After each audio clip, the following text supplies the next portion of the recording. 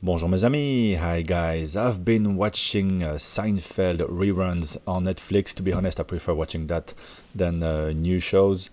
And I thought, hey, what about myself doing a show about nothing? Maybe we can start by looking back at my purchases of this year.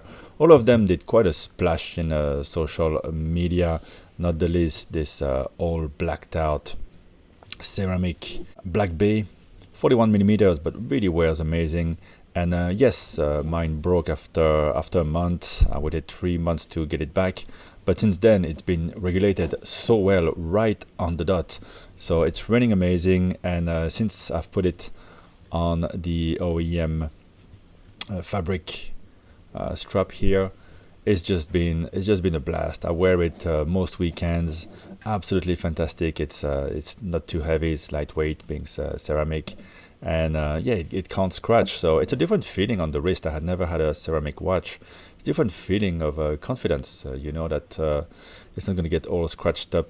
So I wear it, yeah, during my activities with the kids, sports, and all that. It's just beautiful, very enigmatic looks. Great watch. It's better to take pictures of it at night on with a black sky, so you don't have all this reflection on it. As you can see, yeah, not a scratch. It's super comfortable. I wear it at night as well. Really happy with this purchase. So this one has been a keeper. A more recent purchase is the speed timer from Seiko. Just a great looking watch with sapphire crystal. Very interesting case, well made, with a bit of a old fashioned look there. Kind of flat around the case, and you have the 62 mass type of rectangular opening between the lugs. Really wears great, and I love it. The bracelet that comes with it really doesn't fit the watch at all. There was no effort made to fit the handling to the watch, so I decided to go with a strap, and really like this look. I'm gonna try to go find a rally strap. I think it's gonna look really good. This one too, really a fun watch. One you can wear all the time. It's a great one watch. It's a bit expensive, $500, but at least it never gonna let you down. You know, it's a solar powered, so it's always full on the power reserve. You can put it now in the dark for 95 days, still gonna run. I think it's got 100 days of power reserve, and at least it's a watch that's always on time, unlike well, most of my other watches. Although, as I said, this one is very accurate. I'm not so sure about the GMT. As I said, this year was the year where brands were gonna try to grab those market shares left open by the absence of Rolex. You go to the shop, there's nothing available. So GMTs, people love that. Every brand came up with a GMT. I picked up this one from the Presage line of Seiko, 140th anniversary. Just a beautiful looking watch. It has a lot of what we love in the Grand Seiko. So it's on the higher end of what Seiko does. Very sharp case, what it's called sharp edge. I love the bezel, that white color. Interesting dial. It has all the complications you need. I love to have the power reserve. Let me wind it for you. You can see the set of hands is nicely chosen. The date is quite hard to read, to be honest. But yeah, pretty cool watch. Not as much a keeper as the other two. Wears a bit big. It's a bit too modern looking for me. Not sure I really want to keep so much money tied up in a piece like this that I don't wear that often. But again, it could be your one watch if this is the look you love. This one has a nice bracelet, actually. Works much better coordinated to the lugs, and it's comfortable. You get the display case back. It's all in house. GMT, power reserve, date, loom. It is a great one watch, but yeah, a bit more modern, bit bigger on the wrist. Not my favorite, but I think a great collectible. This 140th anniversary colorway. If you're a fan of Seiko like I am, it's a pretty cool thing to own. Now, one of the watches I've been wearing the most this year. I really love the colors. Works great with everything I'm wearing today. I have a blue shirt, black shoes, and if you're in jeans, doesn't matter. This is maybe the perfect watch for anything because it's sporty but has a bit of the shiny bits as well. You got the date, the lume, a very cool foudroyant type chronograph, 1/10 of a second. Yes, you're not gonna use that all the time to time things, but it's very cool, and it addresses all the things that I didn't like about the Daytona. That's always stopped me from overspending on a Daytona. I was considering the Zenith ones, maybe in two tones. I love the look, but you can never use really on the wrist those screw down pushers. There's no date, there's not much fun color to it. These colors are really interesting and cool. Here you have also the display case back.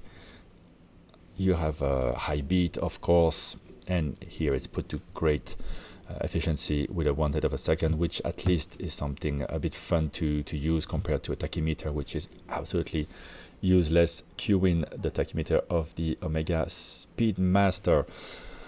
So yeah, another real keeper, beautiful watch, at least for now. Yes, it's a bit more modern than the look of the Omegas and the Rolex that I prefer, but I do wear it a lot. It works with my clothes, with everything.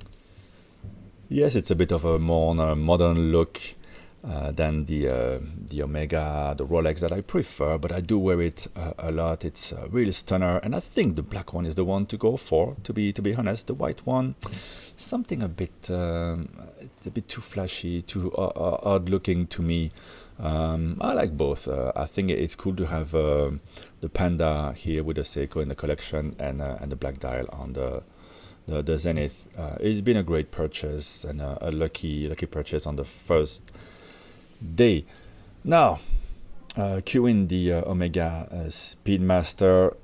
If you ask me, if you had to have one watch, how can you go wrong with this? Every time I wear it, I feel so at home, so good with it. It's such a pleasure to wind. I prefer the previous version without the coaxial and all that.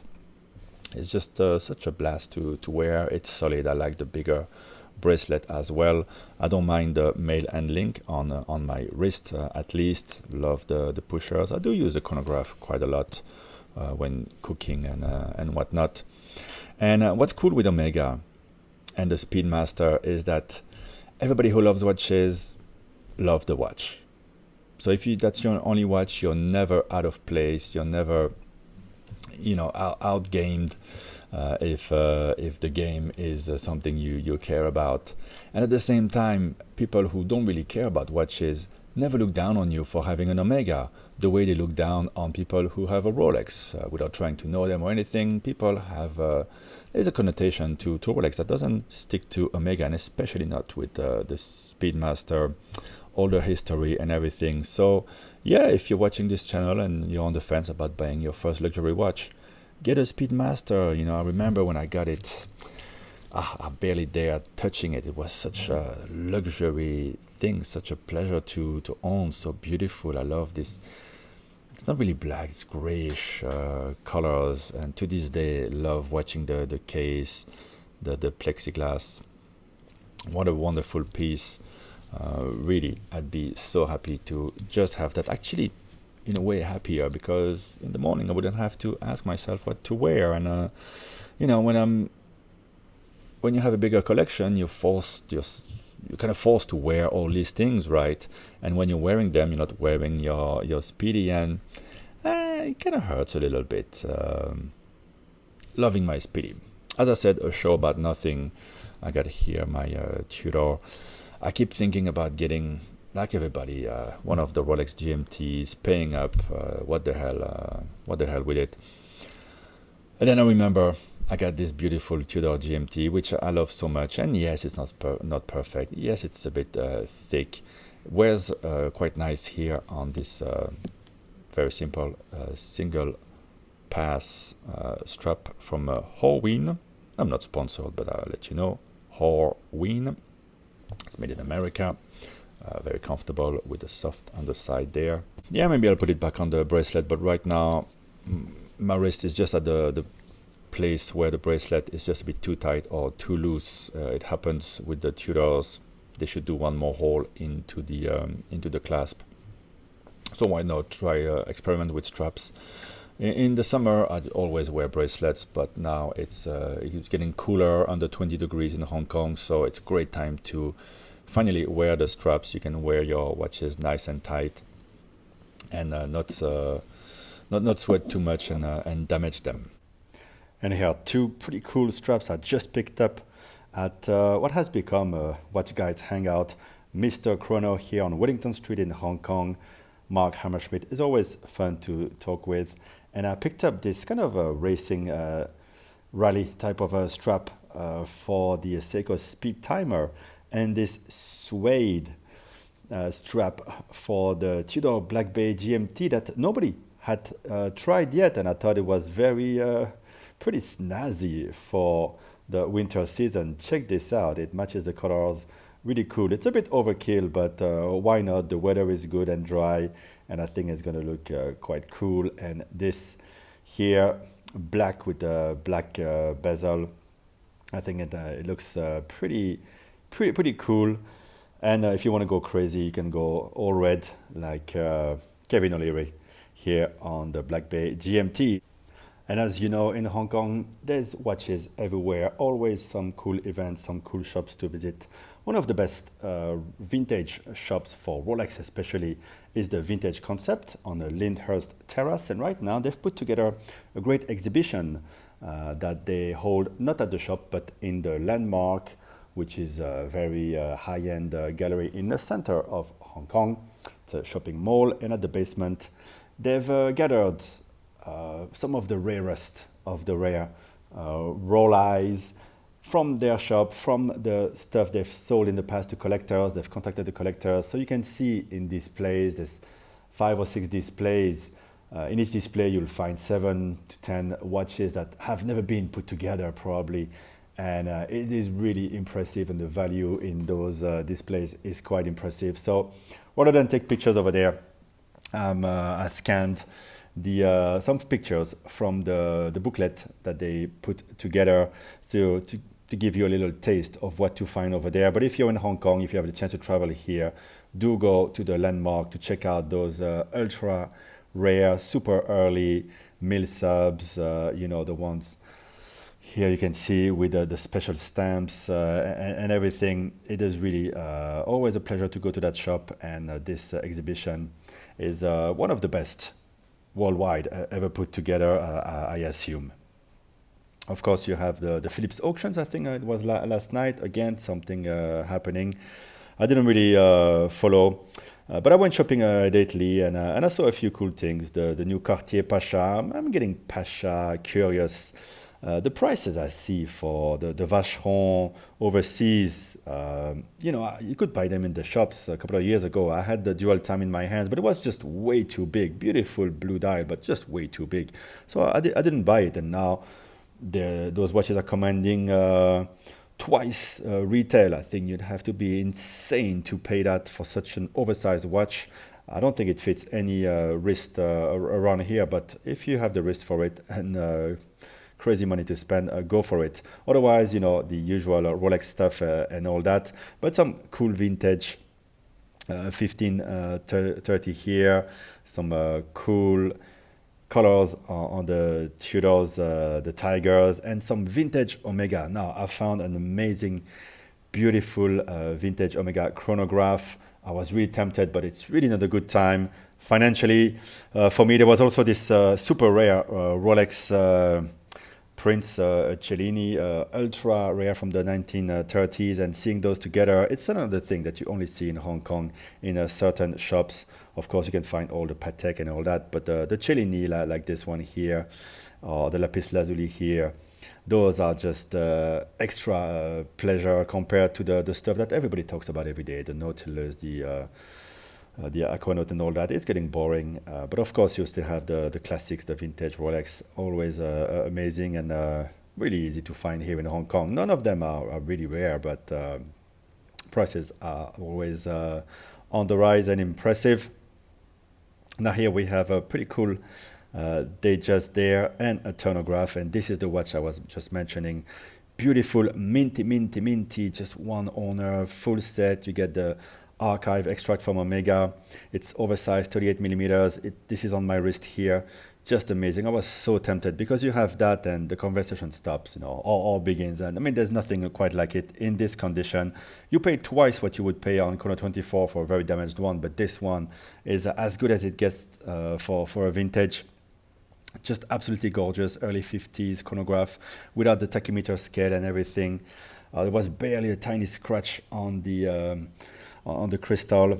And here you also had a honeycomb dial Seamaster, very beautiful. And on the right, the one I just mentioned, a beautiful Rolex there, Prince. It's a doctor's watch with a rose gold case. When you see something like that after watching all the Rolex stuff in the displays, it really stops you in your track and you reconsider what is really unique, what is really beautiful. And to me, this is it. And if you have the money, Hong Kong can deliver it to you. But yeah, even in Hong Kong, you don't find something like this every day. Something you can find is the Barron's brand. It's a Hong Kong brand. They develop very interesting modules.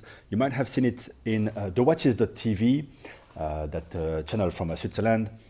Marc-André Deschaux tried on the watch I just had on the wrist there.